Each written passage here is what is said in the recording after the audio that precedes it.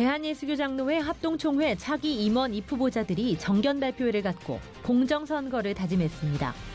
부총회장 선거에는 3명의 후보자가 출사표를 던진 가운데 총회의 개혁과 헌신을 다짐했습니다.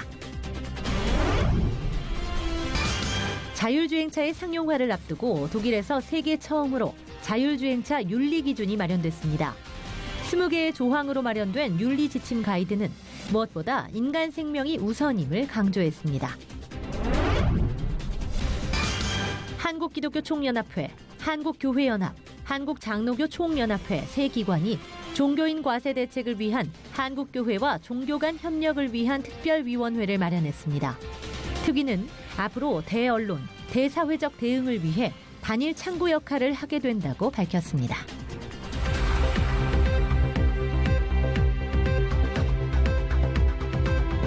여러분 안녕하십니까? 양인순 목사입니다. 멕시코는 지진으로, 미국은 허리케인으로, 한반도는 북핵 문제로 지구촌 곳곳이 어려움을 겪고 있습니다. 허리케인으로 피해가 속출한 플로리다의 주지사는 주민들을 위해 도움을 요청하면서 이러한 도움보다 더 중요한 건 기도라고 말했습니다. 전 세계를 향해 기도를 요청한 건데요. 가장 긴박한 어려움이 닥쳤을 때 절박하게 필요한 건 바로 기도입니다. 우리 역시 한반도의 평화와 안정을 위해 역사의 주관자이신 하나님께 더욱 무릎으로 나가야겠습니다. 첫 순서로 교계 뉴스부터 전해드립니다. 이번 주부터 주요 교단들의 정기총회가 잇따라 열리는 가운데 대한예수교장로회 합동총회의 임원 후보자들이 자신들의 공약을 발표했습니다. 3명의 후보자가 나선 부총회장 선거의 접전이 예상되는데요. 김보림 기자가 전합니다. 대한예수교장로회 합동총회가 제102회기 총회에 앞서 총회장과 부총회장, 장로 부총회장 등 15명의 임원 후보자들의 정견 발표회를 개최했습니다. 현 부총회장이며 총회장 단독 후보에 나선 전계현 목사는 교회의 거룩성을 강조하며 지도자들의 신뢰 회복에 힘쓰겠다는 포부를 밝혔습니다. 전 목사는 또 총신대학교 정상화를 위해서도 힘쓰겠다고 약속했습니다. 저희가 교회답고 거룩한 교회 지도자들, 목사님들, 특히 장로님들 같이 거룩성을 유지하고 102회 총회 기간 내에 이 일들이 잘 이루어지길 바라고 선한 일을 도모해 나가고 싶습니다. 이어 목사 부총회장 후보자들인 이승희 목사와 김정훈 목사, 백왕식 목사의 정견 발표를 진행했습니다. 기호 1번 이승희 후보는 소수에 의한 교권 장악을 근절시켜 총회의 변화와 개혁을 실행하겠다고 호소했습니다.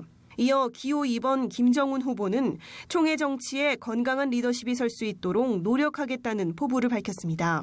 기호 3번 백왕식 후보는 총회 화합을 위해 노력하며 법과 상식이 통하는 총회를 만들겠다고 전했습니다. 세 후보 모두 총회 중심의 총신 정상화를 위해 힘쓸 것을 강조했습니다. 또 3년 임기 동안 교단 살림을 도맡을 총무선거에는 모두 5명의 후보자가 경선을 펼칩니다. 이번 102회기 총회부터 신속하고 정확한 선거를 진행하기 위해 전자투표를 처음으로 시행할 예정입니다. 대한예수교장로회 합동 제102회 총회는 오늘 18일부터 22일까지 익산 기쁨의 교회에서 개최됩니다. C채널 뉴스 김보림입니다. 국회 헌법개정특위가 진행하고 있는 국민여론 수렴 과정에서 동성혼 허용 여부 등을 둘러싸고 논란이 가열되고 있습니다. C채널 방송이 이와 같은 독소조항을 짚어보고 올바른 개헌을 위한 방향을 제시하기 위해 긴급 좌담을 마련했는데요. 주요 내용 김효정 기자가 짚어드립니다. 좌담에 참여한 목회자들은 동성애와 동성혼을 신성한 헌법 가치에 담으려는 개헌에 반대한다고 목소리를 높였습니다. 현재 헌법에서 보호하는 양성평등을 개헌 이후 성평등으로 바꾼다면 동성애, 동성혼은 물론 동물과의 성행위까지도 인정하게 되는 등 대한민국은 파멸에 이르게 될 것이라는 겁니다. 양성이면 남자, 여자의 관계가 되지만은 성이라고 하면 뭐 짐승도 성이 있는데 그러다 보면은 짐승성도 평등이 돼가지고 이제는 더 우리가 비약적으로 제가 말하는 것 같습니다만 그래야 되면은 뭐 나중에는 정말 교잡이 이루어지는 수관까지도 되는 이런 엄청난 일이. 또 국가인권위원회가 헌법 기관화된다면 그동안 권고사항이었던 법들이 헌법에 준하는 강제력을 갖게 될 것이라며 인권위가 동성애와 동성결혼에 헌법적 정당성을 부여할 수 있는 우회로로 활용될 것이라는 우려의 목소리도 제기됐습니다. 좌담 참여자들은 개정 작업을 통해 이처럼 국가의 엄청난 변화를 초래할 수 있음에도 정부가 개헌 내용과 의미, 결과에 대해 정확한 사실고지의 의무를 다하지 않고 있음도 지적했습니다. 우리가 헌법 개정을 하기 위해서 여론조사를 호도하고 있는 겁니다. 우리 대한민국의 모든 사람이 정확하게 자신의 의사를 이렇게 표현할 수 있도록, 나타낼 수 있도록 그렇게 만들어야지 애매하게 해서 착각을 하게 만들어가지고 그 찬성표를 많이 얻겠다. 좌담회에서는 이와 함께 종교인 과세와 관련해 무차별적으로 종교기관에 세금을 부과하고 세무조사를 실시하는 종교과세와 종교인의 소득에 부과되는 종교인 과세를 철저하게 구분해야 할 필요가 있다는 내용도 언급됐습니다. 종교는 뭡니까? 이익단체가 아니고 기업이 아닙니다. 그렇죠. 사업자 등록번호도 없는 거예요. 그러니까 종교과세는 있을 수가 없는 거죠. 국민 계세주의와 그리고 조세평등의 원칙에서 목회자 내지는 스님, 이 종교인들도 종교를 통해서 소득을 얻지 않느냐. 그 소득에 대해서 수십 년 전부터 우리 한국교회는 다 지금 세금을 납부하고 있는 것입니다. 좌담에 참여한 목회자들은 개헌 과정에서 일어나는 갈등을 하나님의 세계관과 비성경적인 세계관이 충돌하는 프레임 전쟁으로 받아들이고 한국교회의 연합과 영적 무장으로 맞서야 한다고 강조했습니다. 이번 긴급 좌담은 C채널 방송 특집 편성을 통해서 시청하실 수 있습니다. C채널 뉴스 김효정입니다. 이어서 그 밖의 교계 소식 전해드립니다. 대한예수교장로회 합동총회가 제102회기 정기총회에 앞서 국가와 총회를 위한 기도회를 개최했습니다. 처음으로 총회를 위해 마련된 기도회에서는 합동총회 진경총회장들이 참석했으며 건전한 총회와 총신대학교의 튼튼한 육성을 위해 뜨겁게 기도했습니다. 고 한한석 원로목사 10주기 추모회식이 지난 7일 광주제일교회에서 진행됐습니다. 명성교회 김사만 원로목사는 설교를 통해 한한석 목사님은 광주제일교회를 섬기시면서 하나님과 늘 동행한 목회자였다며 생전에 영광스러운 믿음의 삶을 살았던 목사님을 항상 존경해왔다고 고인을 추모했습니다. 고 한한석 원로 목사는 5.18 광주민주항쟁 당시 시민대책위원회 대표로 활동하며 광주 시민들의 아픔을 위로하는 일에 앞장서는 등 광주와 호남 지역의 정신적 지도자 역할을 해온 인물입니다. 대한예수교장로회 합동총회 세계선교회 GMS가 제20회 이사회 정기총회를 열고 5명의 부이사장과 서기, 회계 등 신임원단을 선임했습니다. 회무처리에서는 국민연금 가입을 추진해 선교사에게 퇴직연금을 지급할 것과 체계적인 선교사 훈련 강화 등을 논의했습니다. 총회에서는 또 건강 악화로 투병 생활을 하고 있는 선교사에게 격려금을 전달했으며 내년에 있을 GMS 세계 선교 대회의 비전을 공유했습니다. 문화체육관광부 김갑수 신임 종무실장이 한국교회연합을 방문해 동성혼 문제와 종교인 과세 등에 대해 정서영 대표회장과 담화를 나눴습니다. 김갑수 실장은 관계부처에 기독교계가 우려하는 부분이 무엇인지를 잘 전달해 정부와 종교계가 서로 소통할 수 있도록 조언하겠다고 밝혔습니다. 한국기독교교회협의회가 최근 정부의 사드 추가 배치를 반대하며 정부가 즉시 북한과 대화에 나서야 한다고 밝혔습니다. 교회협은 평화를 지킬 수 있는 것은 오직 평화뿐이라며 한반도를 미국의 무기 시험장으로 만들지 말 것을 주장했습니다. 남수단 공화국 축구 국가대표팀 감독 임흥세 선교사가 한국에서의 모든 일정을 마치고 출국하기 전 문재인 대통령과 만나 환담했습니다. 문 대통령은 남수단 국가대표팀을 위해 향후 현지 축구 경기장 건립에 적극적인 지원을 약속했습니다. 라이프 오프 고양 파주 생명보듬 페스티벌 라이프 워킹이 운정 호수공원에서 진행됐습니다. 소중한 생명을 보듬기 위해 모든 세대가 함께하자는 취지로 진행되는 이번 페스티벌에서는 1,200여 명의 시민들이 각종 공연 행사와 걷기 행사에 함께 참여했습니다.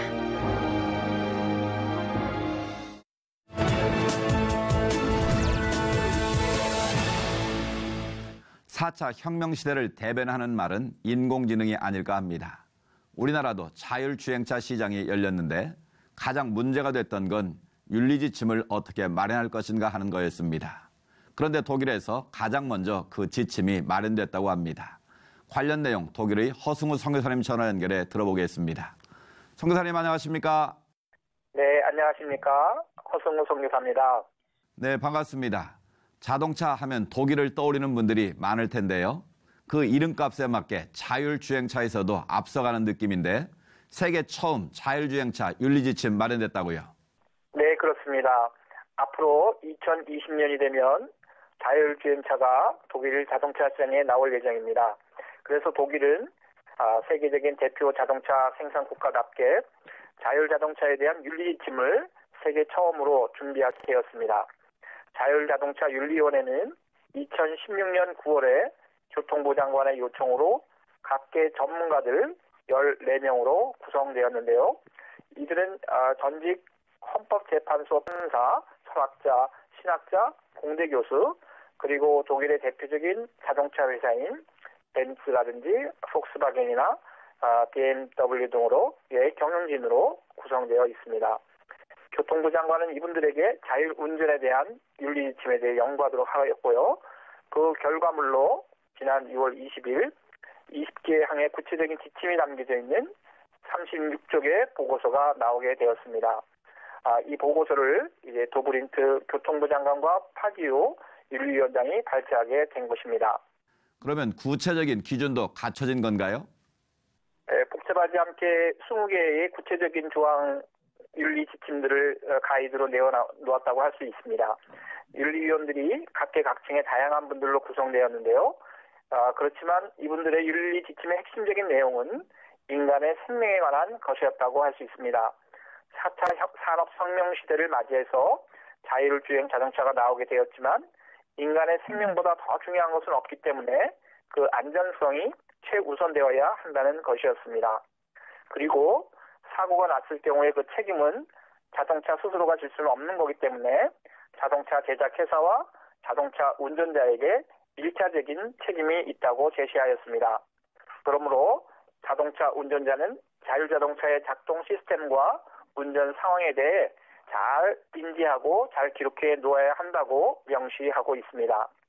사실 우리가 자율주행차를 우려하는 건 보행자와 운전자 중 누구를 더 우선시하느냐 같은 더욱 복잡한 상황 속에 놓여질 때 어떤 판단을 하는가 이런 문제가 아니겠습니까? 이런 부분에 대한 논의도 이루어지고 있겠죠? 그래서 윤리위원회에서는 보행자나 운전자의 확실한 안전을 위해 자율주행 자동차를 제작한 회사의 세밀하고 주의 깊은 시스템과 프로그램을 강조하고 있습니다. 자율운전의 다양한 상황을 상정하면서 특히 시스템에 이상이 있을 때에는 운전자에게도 응급조치를 할 책임이 있다는 것도 담고 있습니다. 이제 3년밖에 남지 않은 자율운전 시대를 바라보면서 또한 찬반 토론도 있는 상황입니다. 그러나 우리는 신앙인으로서 인간의 편리가 인간의 생명을 우선하지 않는다는 사실을 기억하며 4차 산업혁명 또한 자동차 시대를 맞이하고 기도해야 하겠습니다. 네, 향후 인류에게 가장 큰 문제는 인공지능을 얼마나 제어할 수 있는가에 달려있다고 할 정도인데요. 말씀하신 대로 4차 혁명 시대를 어떻게 맞이하고 살아가야 할지 기도하며 잘 준비하겠습니다. 선교사님 오늘 말씀 감사합니다. 감사합니다.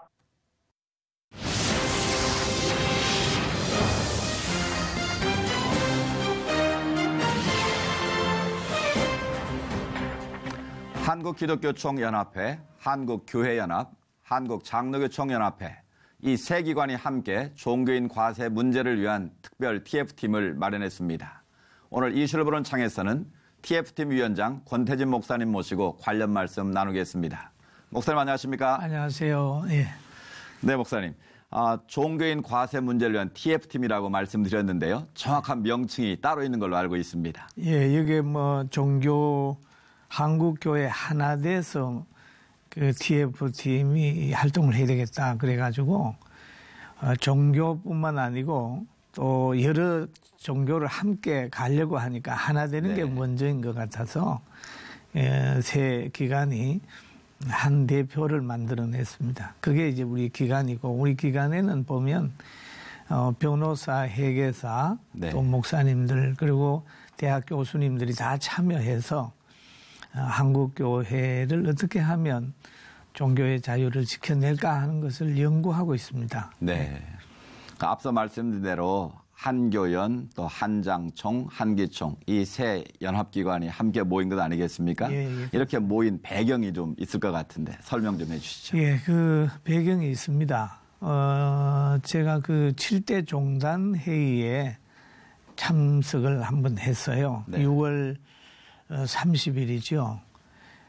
그럴 때 국세청에서 그 어떤 계획서가 나왔을 때 그걸 보니까 한국교회는 첫째는 하나 돼야 된다는 생각이 들었고 두 번째는 우리가 알고 있는 것하고는 상당히 차이가 있어요. 예. 그래서 우리는 불교 쪽에서는 찬성한다. 종교인 세금 내는 거. 그런데 그 자리에서 보니까 불교 쪽에서 가장 크게 반발을 합니다. 네. 수행자가 이렇게 노동자는 될 수 없다라고 얘기를 했어요.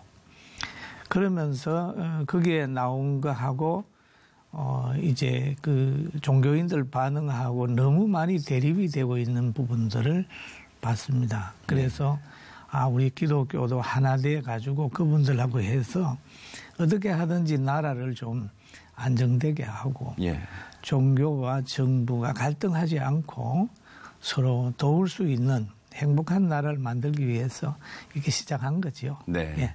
그러니까 기독교뿐만 아니라 종단들과도 연합을 하면서 같이 문제를 풀어가시겠다라는 그런 관점인 것 같은데요. 예, 그러면 앞으로 이 TF팀이 구체적으로 어떤 일들을 하시게 되는지요? 우리 TF팀은 첫째는 이 종교 세속 권력이 교회를 지배하지 않도록 또 세속의 헌법이 성경을 침해하지 않도록 하는 그런 것을 노력을 해야 되겠고 그다음에 정부와 종교 분리하는 그런 정신을 가지고 가도록 우리가 정보도 제공하고 사회개혁도 계몽도 하고 하는 그런 사역을 할 것 같습니다. 예. 종교인 과세 문제에 대해서 이 기독교계 내에서도 많은 논란들이 좀 있지 않았습니까? 앞으로 이 특위 활동을 통해서 이런 문제들이 좀 정리가 되고 조율되는 계기도 되는 건가요? 예, 그렇습니다. 지금 교회를 깊이 들여다보면 보수 진보의 차이도 좀 있고 또 이렇게 어떤 분들은 내자라고 하는 분들도 있고 또 어떤 분들은 자원해서 내자라고 하는 분도 있고 어떤 분들은 이거는 말도 안 된다라고 하는 분도 있습니다.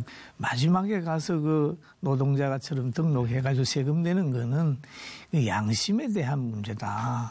그러니까 이 양심의 자유에 대해서 생각하는 분들이 꽤 많이 있습니다. 그래서 이런 분들의 생각도 우리가 좀 받아들여서 정부가 양심의 자유, 신앙의 양심의 자유를 짓밟지 않도록 도와드리는 일도 우리 TF팀이 해야 되겠다 그런 생각합니다. 앞으로 경제부총리와의 면담도 잡혀 있는 것으로 알고 있는데요. 구체적으로 어떤 내용을 언급하실 계획이신지요? 지금 그 한교연 대표회장이나 한장총이나 또 한기총 대표회장들이 글을 쓴 글을 보면 강력합니다. 그건 우리가 자원해서 하면 모르지만은 이 법을 가지고 하게 될 때는 상당히 갈등이 있으니까 그것을 참고해달라라고 하는 얘기도 있고 또 그분들은 대통령 선거 전에 선거 출마했던 분들과의 약속이 있습니다.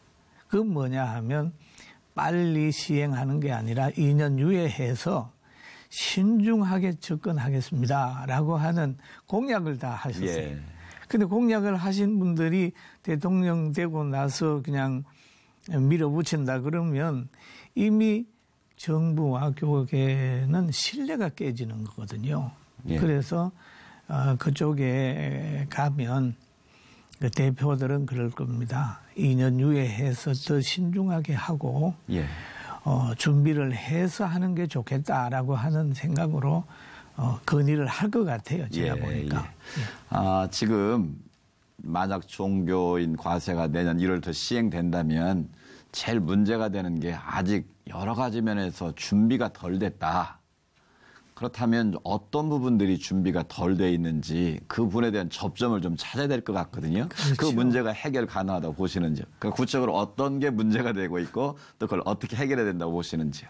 지금 사실 보면은 5분의 1 정도만 파악이 된 걸로 압니다. 네. 예, 교회도 5분의 1 정도. 그리고 불교의 사찰 같은 것은 파악이 안 된 상태거든요. 네. 그러면 돈을 거둬야 된다고 하는 열정이 있지.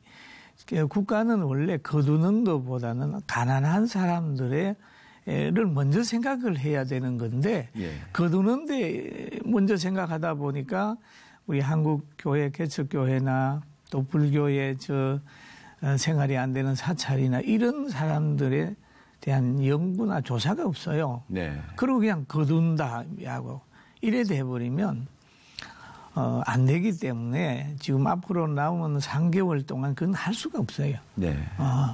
그리고 또 유예해가지고 좀 신중하게 접근을 해야 우리나라의 미래가 있지 않겠느냐라는 생각을 지금 하고 우리 지도자들이 유예해서라도 더 많은 소통을 하자 그 요구를 해놓고 있는 상황입니다. 예.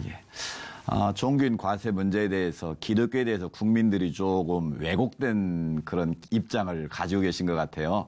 기독교에서는 목사들이 기득권을 지키기 위해서 종교인 과세 문제를 반대한다.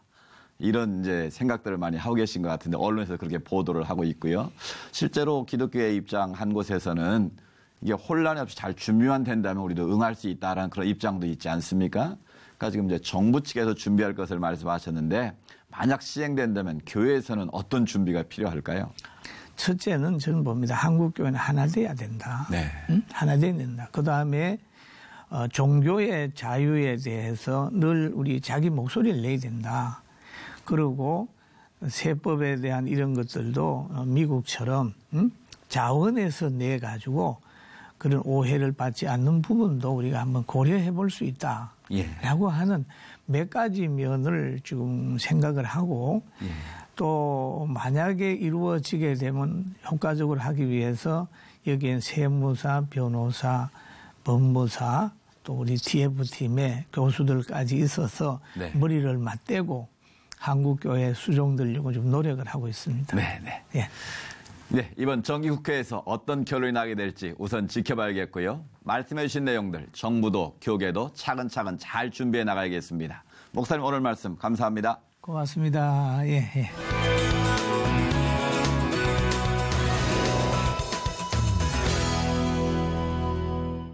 요 며칠 맑은 하늘을 보기가 힘들었는데요. 가을 북서풍을 타고 중국발 미세먼지 공습이 시작됐기 때문이라고 합니다. 한 달가량 빨리 우리나라를 찾아왔다고 하는데요. 가을이 깊어질수록 미세먼지는 더 심해질 거라고 합니다. 호흡기 질환이 발생하지 않도록 건강관리에 각별히 유의하셔야겠습니다. 시찰 매거진 굿데이는 여러분이 직접 참여하실 수 있는 방송입니다. 아래 전화번호와 이메일로 언제든지 연락 주시기 바라고요. 인터넷을 통해서도 다시 보실 수 있습니다. 오늘 순서는 여기까지입니다. 시청해주신 여러분 고맙습니다.